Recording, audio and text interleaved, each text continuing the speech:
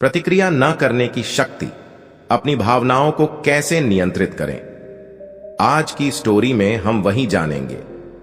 एक बार एक व्यक्ति गौतम बुद्ध के पास अपनी भावनाओं को नियंत्रित करने के बारे में सलाह लेने गया।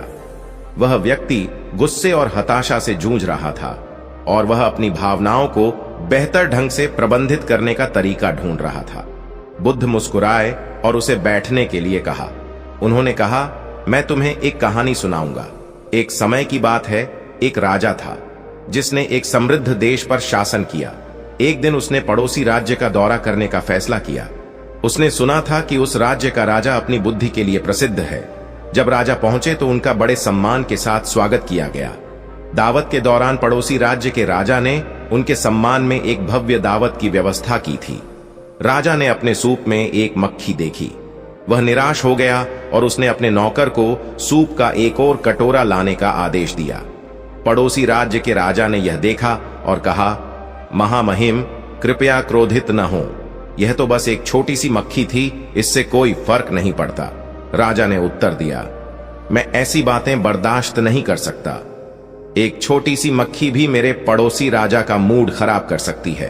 किंगडम मुस्कुराया और कहा, महामहिम, मुझे आपको एक सलाह देने की अनुमति दें। आपका मूड मक्खी ने नहीं बल्कि उस पर आपकी प्रतिक्रिया ने खराब किया है। आपके पास अपनी भावनाओं को नियंत्रित करने की शक्ति है, उन्हें आप पर नियंत्रण न करने दें। राजा को इन शब्दों में समझदारी का एहसास हुआ और वह उसी दिन से अपने राज्य में लौट आया। उन्होंने उन स्थितियों पर प्रतिक्रिया न करने की कला का अभ्यास करना शुरू कर दिया जो पहले उनकी भावनाओं को भड़काती थीं। उन्होंने पाया कि वह चुनौतीपूर्ण परिस्थितियों में भी अपना संयम बनाए रखने में सक्षम थे और बेहतर निर्णय लेने में सक्षम थे। प्रतिक्रिया न करने की शक्ति हम सभी के लिए एक महत्वपूर्ण सबक है। हम अक्सर परिस्थितियों पर बिना सोचे समझे प्रतिक्रिया करते हैं और इसके नकारात्मक परिणाम हो सकते हैं। क्रोध और हताशा के साथ स्थितियों पर प्रतिक्रिया करने से दूसरों के साथ हमारे रिश्ते खराब हो सकते हैं और स्पष्ट निर्णय लेने की हमारी क्षमता में बाधा आ सकती है। हालांकि यह समझना महत्वपूर्ण है कि प्रतिक्रिया न करने का मतलब यह नहीं है कि हमें अपनी भावनाओं को दबा देना चाहिए। भावनाएं हमारे मानवीय अनुभव का एक स्वाभाविक हिस्सा हैं और आवेगपूर्ण प्रतिक्रिया करने के बजाय उन्हें स्वीकार करना महत्वपूर्ण है। हमें अपनी भावनाओं को संसाधित करने और सोच समझकर उन्हें विकसित करने के लिए समय निकालना चाहिए। दुनिया के दूसरे हिस्से में माइकल नाम का एक युवक रहता था। माइकल एक बहुत ही भावुक व्यक्ति थे और वह अक्सर उन स्थितियों पर आवेगपूर्ण प्रतिक्रिया करते थे जो उन्हें परेशान करती थीं। वह क्रोधित हो जाता था और आहत करने वाली बातें कहता था जिससे बहस होती थी और भावनाएं आहत होती थीं। एक दिन माइकल ने अपनी भावनाओं पर नियंत्रण रखने का फैसला किया। वह जानता था कि उसकी आवेगपूर्ण प्रतिक्रियाएं फायदे से अधिक नुकसान पहुंचाती हैं और वह बदलना चाहता था। उन्होंने माइंडफुलनेस और ध्यान का अभ्यास करना शुरू कर दिया, जिससे उन्हें अपने विचारों और भावनाओं के बारे में अधिक जागरूक होने में मदद मिली। उन्होंने प्रतिक्रिया न करने की कला का भी अभ्यास करना शुरू कर दिया। जब भी वह खुद को ऐसी स्थिति में पाता है जो सामान्य तौर पर उसकी भावनाओं को भड़का देती है, वह एक कदम पीछे हटता और कुछ गहरी सांसें लेता। फिर वह कॉर्नरली स्थिति का आकलन करेगा और पहले सोच समझकर जवाब देगा। माइकल के लिए अपनी भावनाओं पर काबू पाना मुश्किल हो गया था। वह अब भी क्रोधित और निराश हो जाएगा, लेकिन वह एक कदम पीछे हट जाएगा और आवेश में प्रतिक्रिया नहीं करेगा क्योंकि वह अभ्यास जारी रखेगा। उन्होंने पाया कि इसे नियंत्रित करना आसान हो गया है। माइकल ने अपनी भावनाओं पर यह भी गौर किया कि दूसरों के साथ उसके संबंधों में सुधार हुआ। वह अब बहस में नहीं पड़ रहा था और न ही लोगों की भावनाओं को ठेस पहुंचा रहा था। वह शांतिपूर्वक और विचारपूर्वक संवाद करने में सक्षम था, जिससे उन्हें मजबूत रिश्ते बनाने में मदद मिली। एक दिन माइकल का दोस्त सलाह के लिए उसके पास आया। उसका दोस्त कठिन समय से गुजर रहा था। वह बहुत परेशान महसूस कर रहा था। माइकल ने अपने दोस्त की समस्याओं को सुना और सांत्वना और समर्थन के शब्द पेश किए। उसके मित्र ने उसे धन्यवाद दिया और कहा, तुम्हें हमेशा पता होता है कि क्या कहना है, तुम कभी क्रोधित या परेशान नहीं होते। माइकल ने मुस्कुराते हुए जवाब दिया, ऐसा नहीं है कि मैं कभी गुस्सा या परेशान नहीं होता।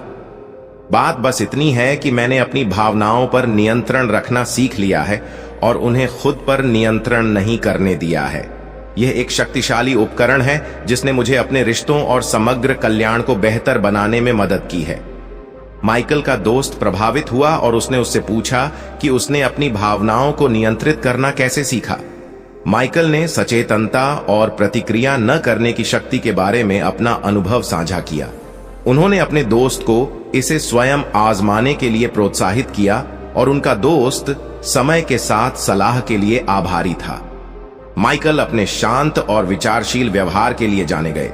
वह कठिन परिस्थितियों को आसानी से संभालने में सक्षम थे और लोग उनकी ताकत और लचीलेपन के लिए उनकी प्रशंसा करते थे। उन्होंने सचेतनता का अभ्यास जारी रखा और प्रतिक्रिया न करने की कला, और उसने पाया कि इससे उसे आंतरिक शांति और खुशी का एहसास हुआ। प्रतिक्रिया न करने की शक्ति एक मूल्यवान सबक है जिसे हम सभी सीख सकते हैं। इसके लिए अभ्यास और धैर्य की आवश्यकता होती है, लेकिन अपनी भावनाओं को नियंत्रित करने से मिलने वाले पुरस्कार सार्थक होते हैं। हम अपने रिश्तों को बेहतर बना सकते हैं, बेहतर निर्णय ले सकते हैं और अधिक संतुष्टिपूर्ण जीवन जी सकते हैं। राजा और माइकल की कहानी का नैतिक हमें सिखाता है कि हमारे पास अपनी भावनाओं को नियंत्रित करने की शक्ति है। हमारे साथ जो होता है उसे हम नियंत्रित नहीं कर सकते, लेकिन हम प्रतिक्रिया न करने की कला, सचेतनता का अभ्यास करके इसे नियंत्रित कर सकते हैं कि हम इस पर कैसे प्रतिक्रिया करें। हम अपनी भावनाओं पर नियंत्रण रखना और सोच समझकर प्रतिक्रिया देना सीख सकते हैं। यह एक शक्तिशाली उपकरण है जो हमारे रिश्तों, हमारी भलाई और हमारे जीवन की समग्र गुणवत्ता को बेहतर बनाने में हमारी मदद कर सकता है। तो आइए हम इस शक्तिशाली कौशल का अभ्यास करने और उसे विकसित करने के लिए समय निकालें और इसे अपने जीवन को बेहतर बनाने दें। गुस्सा कभी गायब नहीं होगा जब तक कि मन में आक्रोश के विचार संजोए रहेंगे। जैसे ही आक्रोश के विचार भूल जाएंगे, क्रोध गायब हो जाएगा। वह जो पीछे रहता है, एक घूमते हुए रथ की तरह बढ़ता गुस्सा मेरी पुकार सुने। एक वास्तविक चालक अन्य लोग हैं, लेकिन लगाम थामे हुए हैं। क्रोध को पाले रखना जहर पीने और दूसरे व्यक्ति के मरने की उम्मीद करने जैसा है। जो स्वयं पर विजय प्राप्त कर लेता है, वह युद्ध के मैदान में 1000 गुना विजय प्राप्त करने वाले दूसरे व्यक्ति से महान होता है। अपनी प्रतिक्रियाओं से प्रेरित न हो, अपने कार्यों से प्रेरित हो। शांति भीतर से आती है, बिना विवाद के इसकी तलाश न करें। जैसे ही हमें गुस्सा आता है, हम पहले ही सत्य के लिए प्रयास करना बंद कर देते हैं और अपने लिए प्रयास करना शुरू कर देते हैं। मन ही सब कुछ है। आपको क्या लगता है आप क्या बनेंगे? तुम्हें तुम्हारे क्रोध के लिए दंड नहीं दिया जाएगा, तुम्हें अपने क्रोध से दंड मिलेगा। दुख की जड़ मोह है। अगर आप दूसरों को प्रसन्न रखना चाहते हैं तो दया भाव दिखाएं। यदि आप खुश रहना चाहते हैं तो करुणा को अपनाएं। लेट गो हमें आजादी देता है और आजादी ही खुशी की एकमात्र शर्त है। अगर हमारे दिल में हम अभी भी किसी भी चीज, क्रोध, चिंता या संपत्ति से चिपके हुए हैं, हम इससे बेहतर आजाद नहीं हो सकते। हजारों खोखले शब्द एक ऐसा शब्द है जो शांति लाता है। हम जो कुछ भी हैं वह हमने जो सोचा है उसका परिणाम है। जवाब दो, प्रतिक्रिया मत करो, कारण सहित उत्तर दें। भावना नहीं, अंत में केवल 3 चीजें मायने रखती हैं। तुमने कितना प्यार किया, आप कितनी सहजता से रहते थे और आपने कितनी शालीनता से उन चीजों को जाने दिया जो आपके लिए नहीं थीं। जो जीवन की एकता का अनुभव करता है वह सभी प्राणियों में अपने आप को और सभी प्राणियों को अपने आप में देखता है और हर चीज को निष्पक्ष दृष्टि से देखता है। साझा करने से खुशी कभी भी कम नहीं होती है। हम अपने विचारों से आकार लेते हैं, जैसा हम सोचते हैं वैसे हो जाते हैं। अतीत में मत रहो, भविष्य के सपने मत देखो, मन को वर्तमान क्षण पर केंद्रित करें। 3 चीजें ज्यादा देर तक छुपी नहीं रह सकती, सूर्य, चंद्रमा और सत्य। सच्ची खुशी पाने का एकमात्र तरीका चीजों और लोगों के प्रति अपने लगाव को दूर करना है। मन ही सब कुछ है। आपको क्या लगता है आप क्या बनेंगे? यह मनुष्य का मन है, न कि उसका दुश्मन या दुश्मन जो उसे बुरे रास्ते पर ले जाता है। एक विचार जिसे विकसित किया जाता है और क्रियान्वित किया जाता है वह उस विचार से अधिक महत्वपूर्ण होता है जो केवल एक विचार के रूप में मौजूद होता है। जुनून के समान कोई आग नहीं है, शार्क जैसी कोई नफरत नहीं है, मूर्खता जैसा कोई फंदा नहीं है, लोभ के समान कोई धार नहीं है।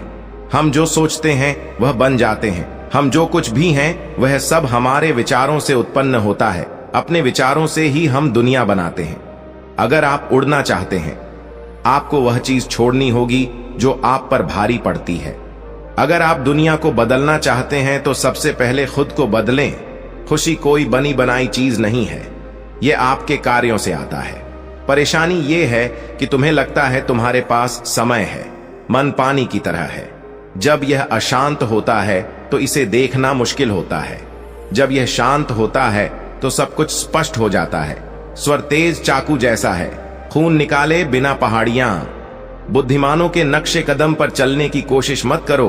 वे जो खोज रहे थे उसे खोजो। पवित्रता या अपवित्रता स्वयं पर निर्भर है, कोई किसी को पावन बना नहीं सकता। आइए उठें और आभारी रहें। अगर हमने आज बहुत कुछ नहीं सीखा, कम से कम हमने थोड़ा सीखा। और अगर हमने थोड़ा नहीं सीखा तो कम से कम हम बीमार नहीं हुए। और अगर हम बीमार हो गए तो कम से कम हम मरे नहीं। तो आइए हम सभी आभारी रहें कि जीवन में एकमात्र वास्तविक विफलता सबसे अच्छे व्यक्ति के प्रति सच्चा न होना है। पास तो पहले ही जा चुका है, भविष्य अभी यहां नहीं है। आपके पास जीने के लिए केवल एक ही क्षण है।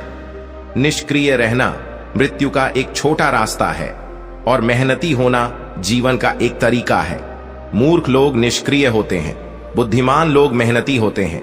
नफरत से नफरत खत्म नहीं होती, लेकिन सिर्फ प्यार से। यह शाश्वत नियम है। साधु अपनी सोच विचार कर जो कुछ भी करता रहता है वही उसकी चेतना की प्रवृत्ति बन जाती है। अतीत में मत रहो, भविष्य के सपने मत देखो। मन को वर्तमान क्षण पर केंद्रित करें। मन ही सब कुछ है। आप जो सोचते हैं कि आप बन जाते हैं, अपने अलावा किसी और में सदी की तलाश न करें। महान कार्य करने का एकमात्र तरीका यह है कि आप जो करते हैं उससे प्यार करें। यदि आपको यह अभी तक नहीं मिला है, देखते रहो। दिल के सभी मामलों की तरह समझौता न करें। जब आप इसे पा लेंगे तो आपको पता चल जाएगा। जीवन में सबसे बड़ी महिमा झूठ है, उनके गिरने में नहीं, लेकिन उठने में। हर बार जब हम गिरते हैं तो कोई और नहीं बल्कि हम खुद हमें बचाते हैं। कोई नहीं कर सकता और कोई भी हमें स्वयं विदेश की राह पर नहीं चलना पड़ेगा।